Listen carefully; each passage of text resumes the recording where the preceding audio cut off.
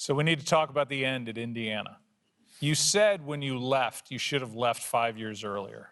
There were some real assholes at Indiana when I was there.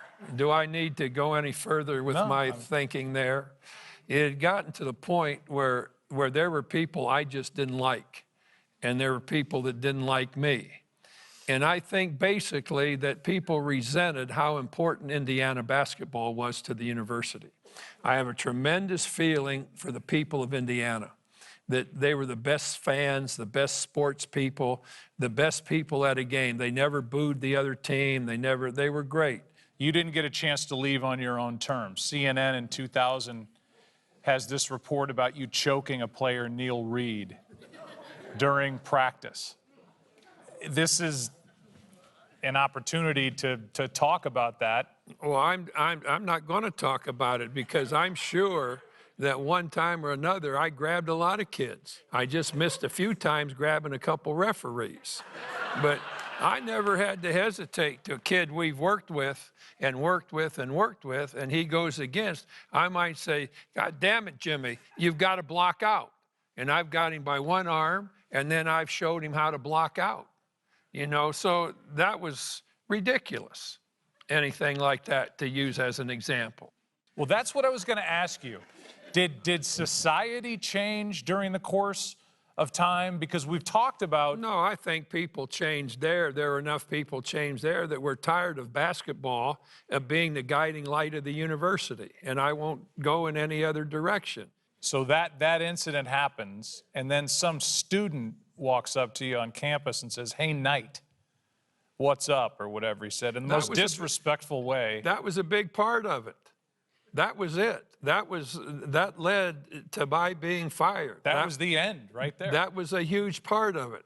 Some kid came up to me and say, "Hey, Knight, what's going on?" That kid made a dumb mistake. You know, I went over to that kid, and I did a lot more for the son of a bitch than his parents ever did for him. And I went over there and I said, "Son, let me tell you something. You don't address adults like that under any circumstances."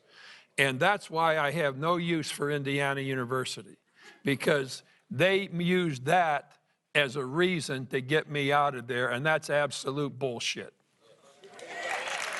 Is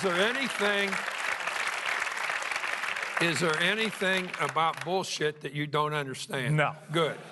It's a good word.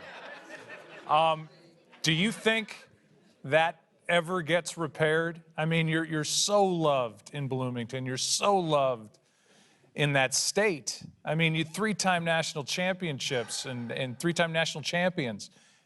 Is there any way, is there anything you could see happening that brings you back to that campus and ends on the right note? Well, I've been asked a lot of times to do things in Indiana, which I've always done. And they are things that don't involve Indiana University. And I operate in that way simply because among all those people that